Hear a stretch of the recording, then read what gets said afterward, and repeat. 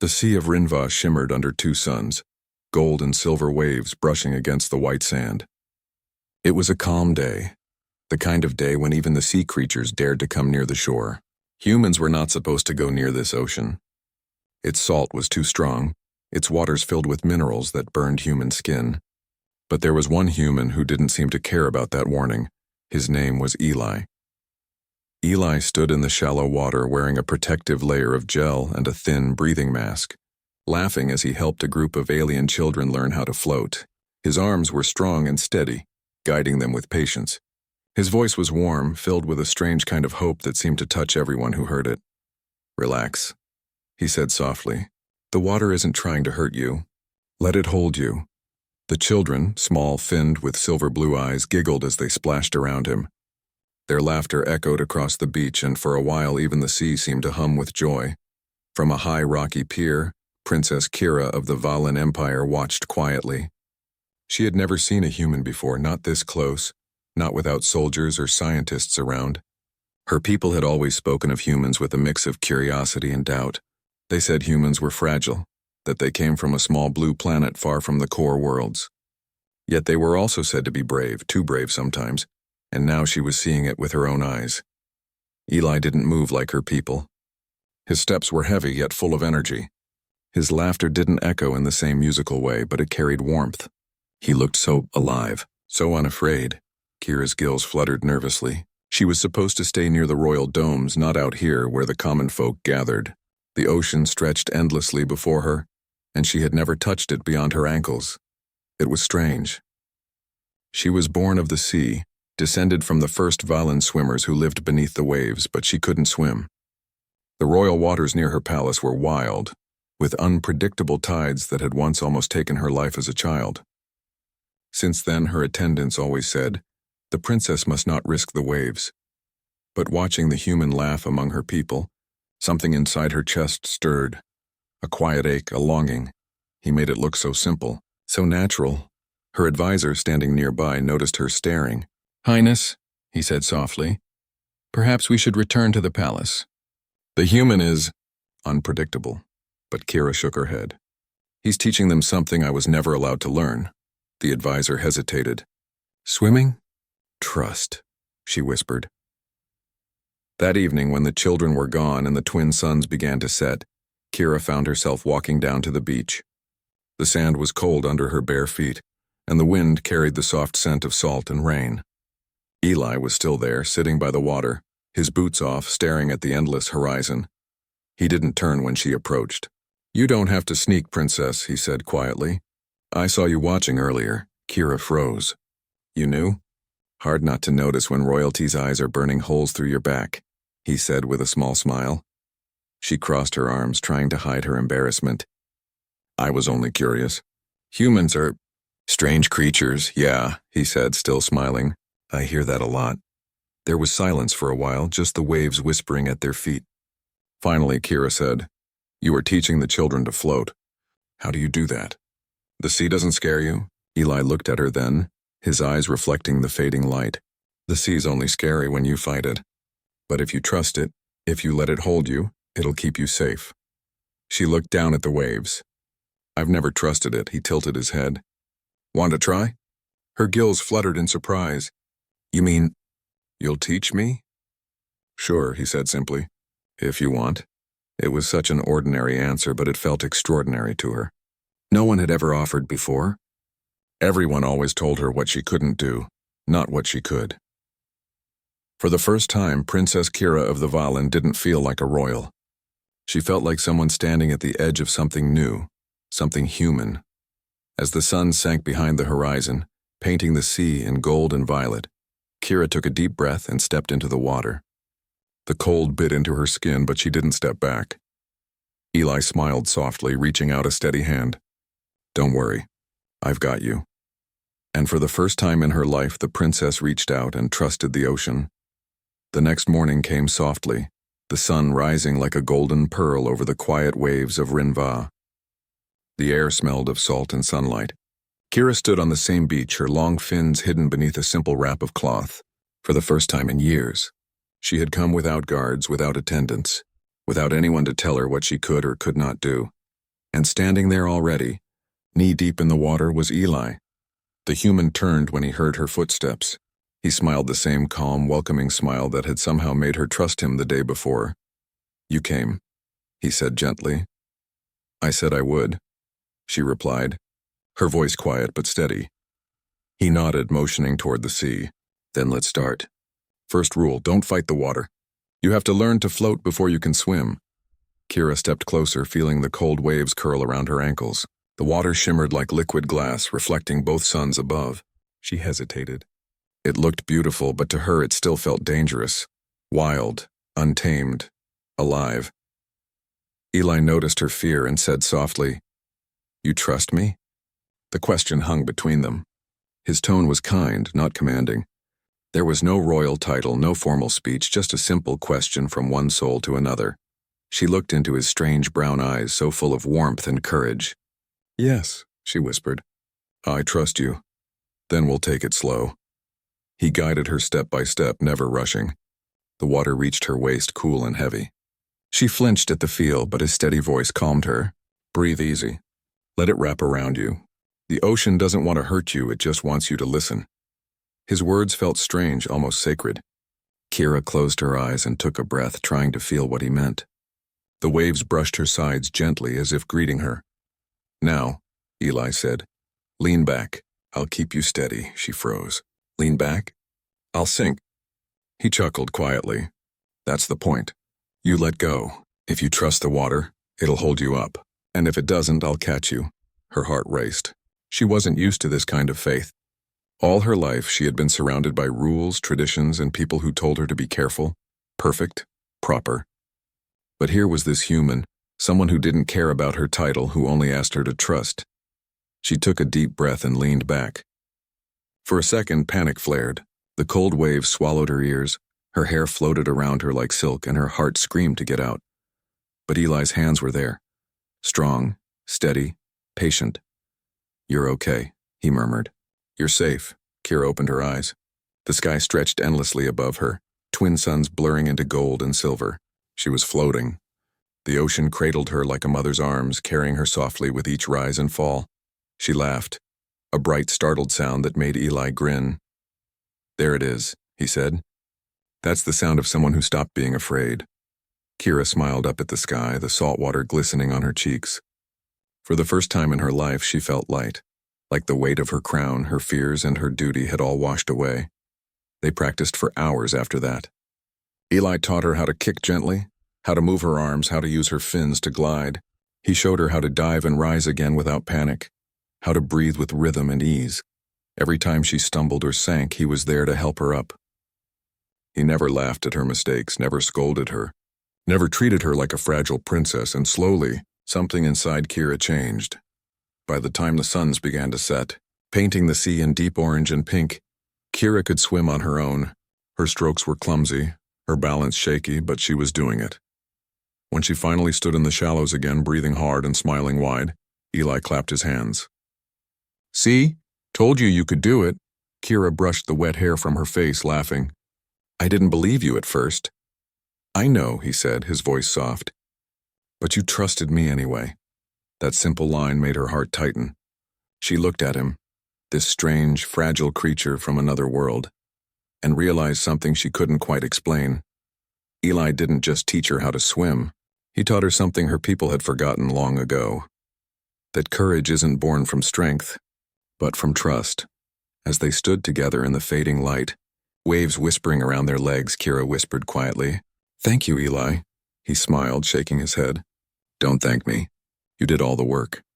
But deep inside, she knew that wasn't true, because without him, she never would have dared to take that first step into the sea. The morning after her first lesson, Kira woke with salt still in her hair and a lightness in her heart. For the first time in years, she didn't dread the sunrise. The sea no longer looked like a cage, it looked like freedom. She smiled at the memory of Eli's laughter, the warmth in his eyes, the way he had said, "You're safe." She hadn't felt safe in a long time, but when she walked into the royal dining hall, her good mood vanished. Everyone was staring at her. Her father, Emperor Valen IX, sat tall at the head of the long silver table. The court ministers whispered behind jeweled hands, their eyes full of curiosity. Even her maids were hiding smiles. "Kira," her father said, his deep voice echoing across the room, "you have made quite the choice." She blinked. "Choice? I don't understand." He smiled proudly, his long fins spreading in a display of joy. "The human. Eli, yes? The one who taught you the old ritual of trust." Kira froze. "What ritual?" Her father looked confused. "You don't know?" He chuckled warmly. "Ah, my daughter, you've forgotten our own history. Long ago, before our people built the domes and palaces, two souls who wished to share life together would enter the ocean. One would guide the other into the waves. To place your life in another's hands, to let them teach you to trust the sea, it was our oldest form of promise." Kira's mouth went dry. "Promise?" Her father's smile widened. "Yes, a bonding, a vow. In the old language it means proposal." The room spun. Every pair of eyes now looked at her like she was already a bride. The whispers grew louder, like a wave crashing over her. "The princess has chosen a human. She followed the ritual of the waves. How romantic, how symbolic." "No," Kira's voice cracked as she stood. "It wasn't, he didn't, we were only learning to swim." Her father raised a hand, calm but firm. "There's no need to hide it, my daughter. I approve. Humans are strange, yes, but they are loyal, passionate, and brave. If he has earned your trust, he is worthy of you." Kira could barely breathe. Her chest tightened. "Father, please." But the Emperor had already turned to his advisors. "Prepare a formal invitation. The human will be our guest at the royal hall tonight. It is time the court meets the princesses chosen." The room erupted in applause. Kira fled. She ran through the coral halls of the palace, her heart pounding so hard she could hear it in her gills. When she reached her chambers, she locked the door and pressed her back against it, gasping. How could this happen? All she did was learn how to float. All she did was trust a friend. But in the eyes of her people, she had made a vow of union, a sacred one. Her mind raced. If she denied it now, it would cause humiliation. A broken ritual meant disgrace, shame, dishonor, not just for her, but for her entire royal line. And Eli, he had no idea. He wouldn't even understand what he'd done. Her hands trembled as she stared out the window at the distant beach. The waves looked calm, peaceful, as if mocking her chaos. Was this how trust betrayed you? Later that evening, she stood by the palace balcony, still in shock. Below, she could see ships arriving, small vessels carrying human envoys, diplomats, and one familiar face walking among them, Eli. He looked so simple among the nobles, his hair still messy from the sea breeze, his clothes plain compared to the shimmering robes of the Valen. But he smiled, waving politely as guards guided him through the marble gates. He didn't know. He thought this was just another friendly visit. Kira's heart ached. What will he think when he finds out everyone believes we're bonded? She could already imagine it. The shock on his face, the confusion, the guilt. Part of her wanted to laugh at the absurdity. Another part wanted to cry. When her maid entered to help her dress for the celebration dinner, Kira whispered, "This is a mistake." "All of it," the maid smiled knowingly. "Love always begins in confusion, my princess." Kira looked away, her eyes stinging. "You don't understand. He didn't ask for this." But deep inside, under her panic and shame, a quiet whisper grew in her heart. "Why do I care so much what he thinks?" As the drums of the court echoed through the halls and the doors opened to welcome Eli, Kira stood frozen in place. She wasn't ready for this misunderstanding, but destiny, it seemed, didn't care if she was ready or not. The royal hall of Rinva shimmered that evening with golden light. Crystals hung from the ceiling, casting soft reflections over pools of glowing water. Nobles of the Valen Empire filled the grand space, their fins and jewels sparkling as music played gently in the background. Everyone spoke in excited whispers about the same thing, the human who had won the princess's heart. Eli had no idea. He stood near the entrance, wearing the only formal suit he owned. It wasn't fancy, just a clean uniform with polished boots. He smiled politely as alien courtiers surrounded him, asking questions about Earth, about his intentions, and about the ritual. Eli blinked in confusion. "Ritual? What ritual?" The nobles laughed, thinking he was being modest. Someone handed him a silver drink. Someone else said, "It is rare for a human to perform the sea bond ceremony so soon. Truly, you must love her deeply." Eli almost choked on his drink. "Wait, what?" Before anyone could explain, a hush fell across the hall. Princess Kira entered. She was dressed in a gown that shimmered like the ocean itself, her hair braided with pearls, her fins glowing faintly in the soft light. She looked breathtaking and furious. Their eyes met. Eli's smile faded instantly. Something was wrong. When she reached him, she whispered through a tight smile, "Follow me, now." The crowd assumed it was part of some royal custom, and applause filled the room as the princess led the confused human out through the side corridor. The moment they were alone, her calm face broke. "What have you done?" she demanded, her voice trembling with frustration. Eli blinked. "What did I do? I'm the one who's been congratulated for something I don't even understand. Everyone's saying we're engaged." She finished bitterly. "They think you proposed to me." Eli froze, staring at her. "What?" Kira paced, her fins twitching in distress. "Yesterday, when you taught me to swim, you performed something sacred to my people. It's called the ritual of trust. To share the ocean with someone, to guide them into the water, it's an ancient vow between two souls.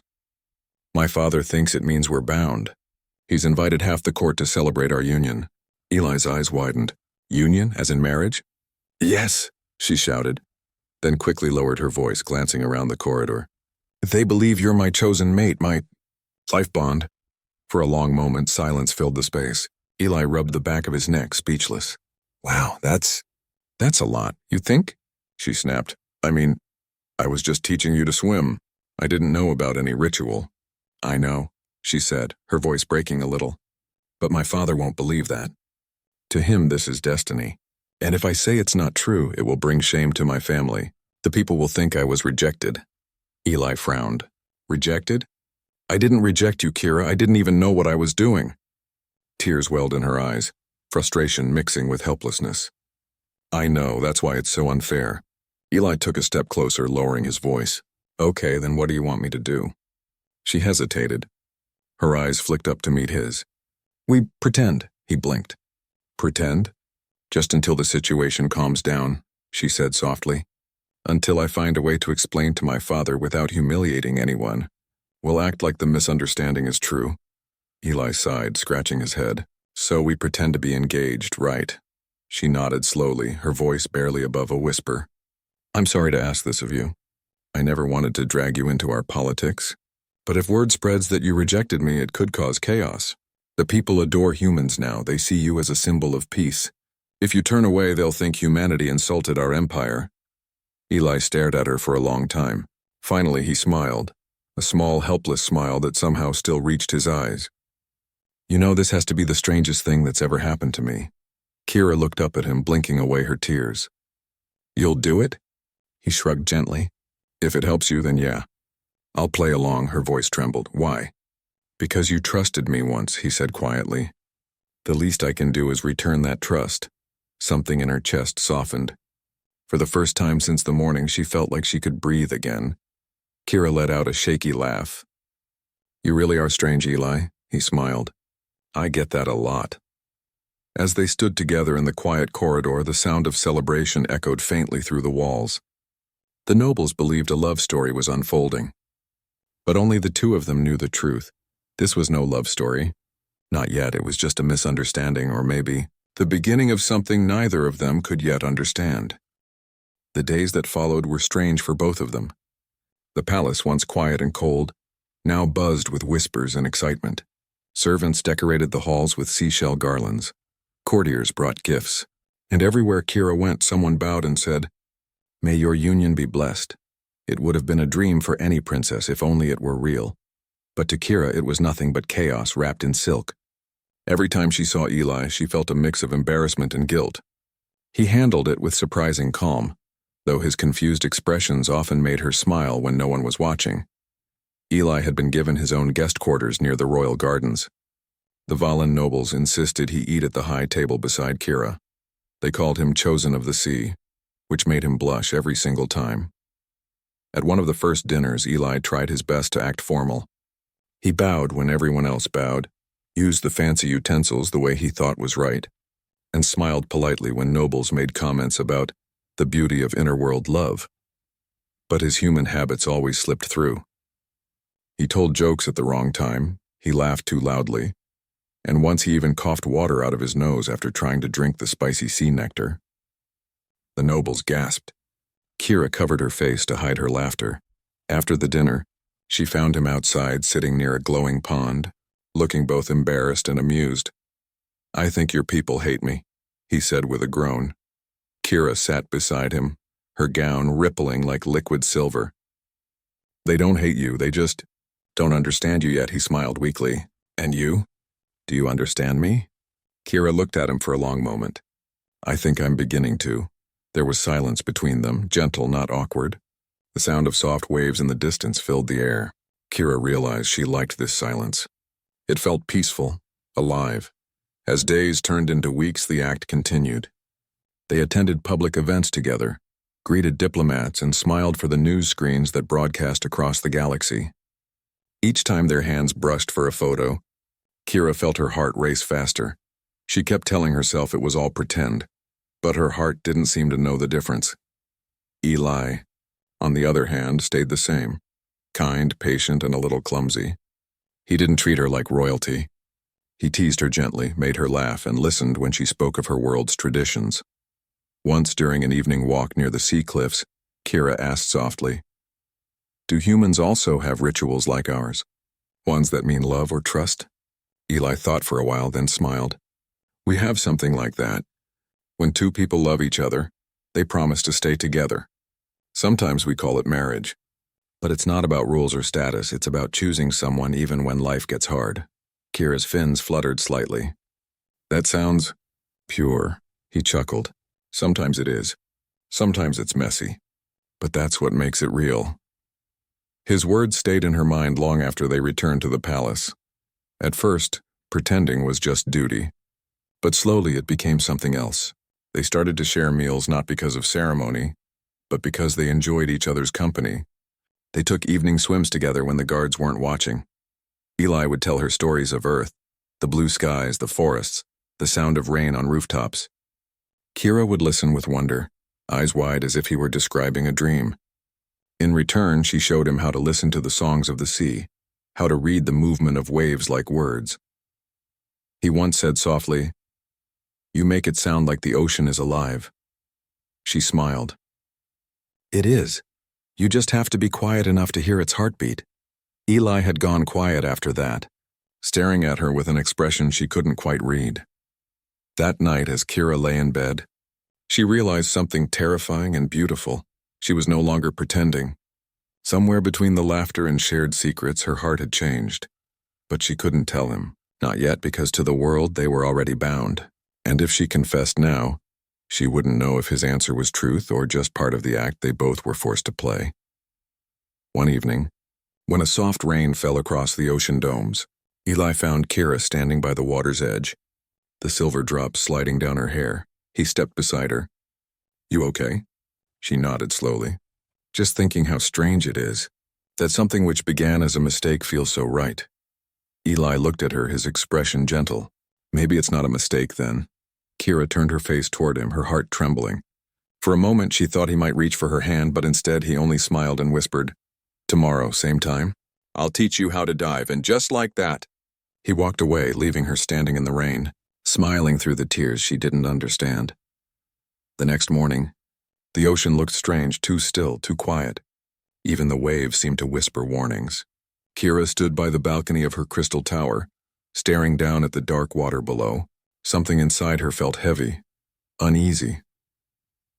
The last few weeks had been filled with laughter and secret lessons, but that morning, a chill had crept through the sea currents. The royal guards were tense. Messengers rushed through the palace halls, and the air smelled faintly of iron, a scent that always meant danger. When Eli arrived, he noticed her worried face. "Is everything all right?"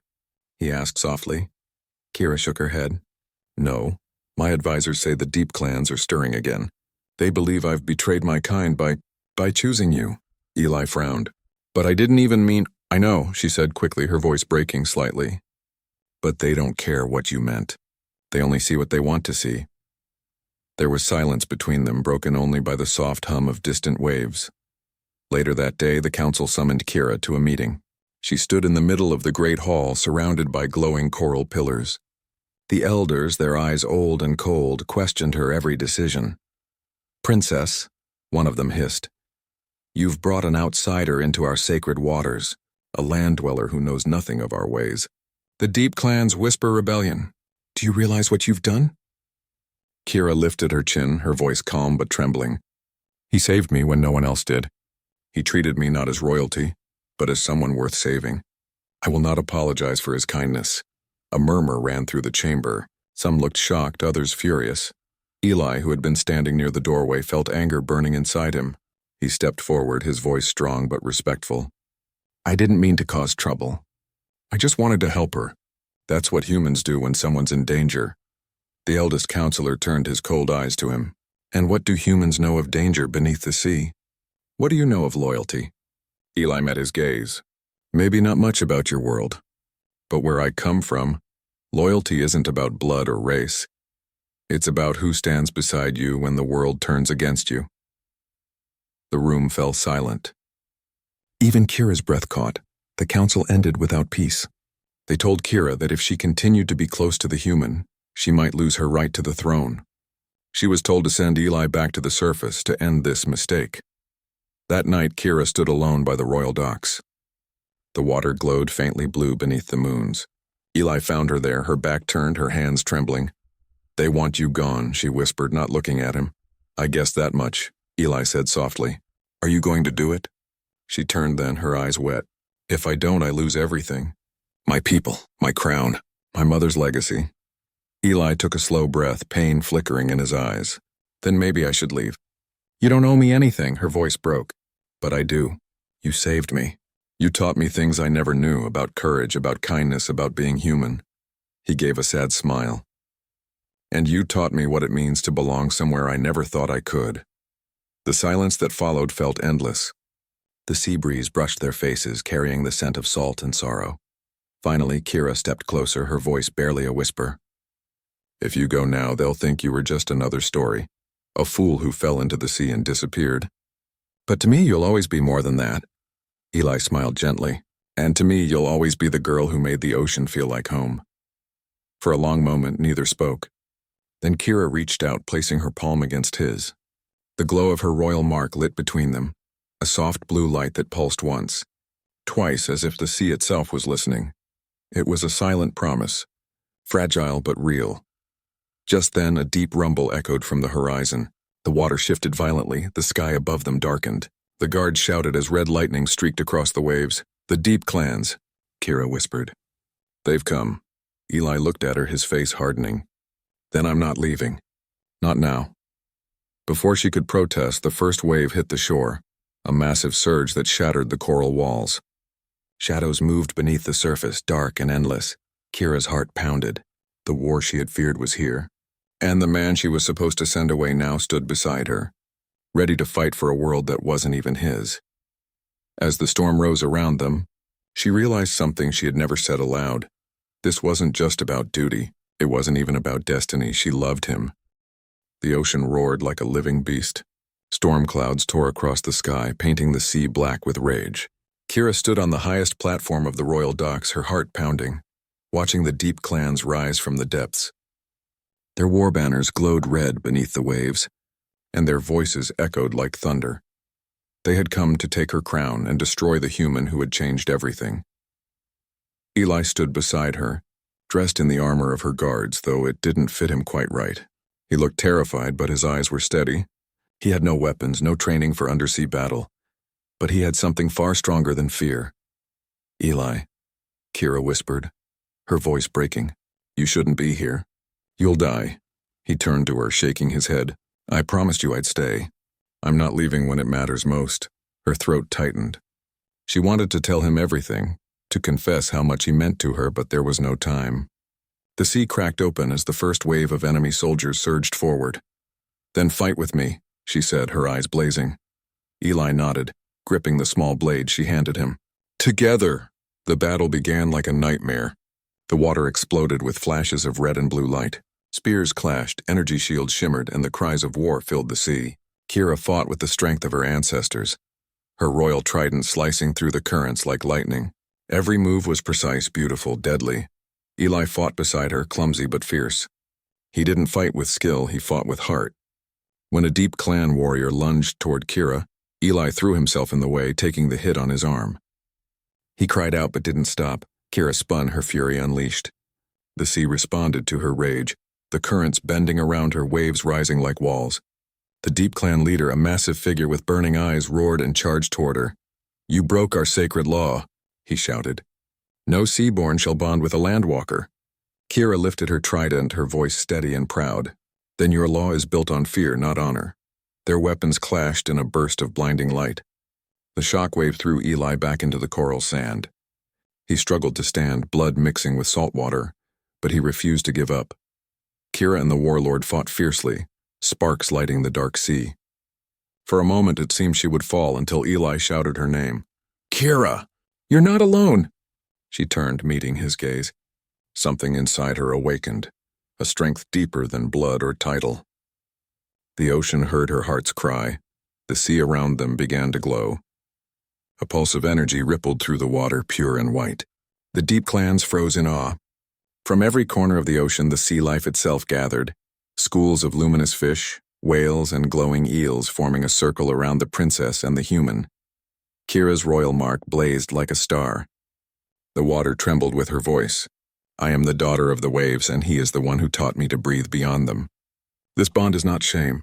It is strength." The light burst outward, washing over the battlefield. The deep warriors dropped their weapons, blinded by the purity of it.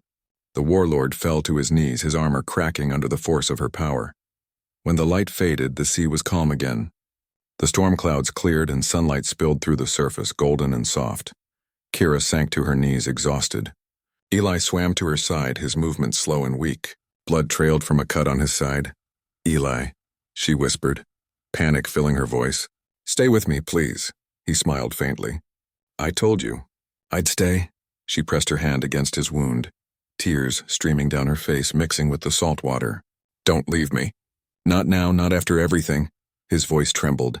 "Hey, you taught me how to swim. Guess it's only fair. I taught you how to love." Kira's heart shattered. She pulled him close, holding him as the sea glowed around them. "You can't leave me, Eli, you promised."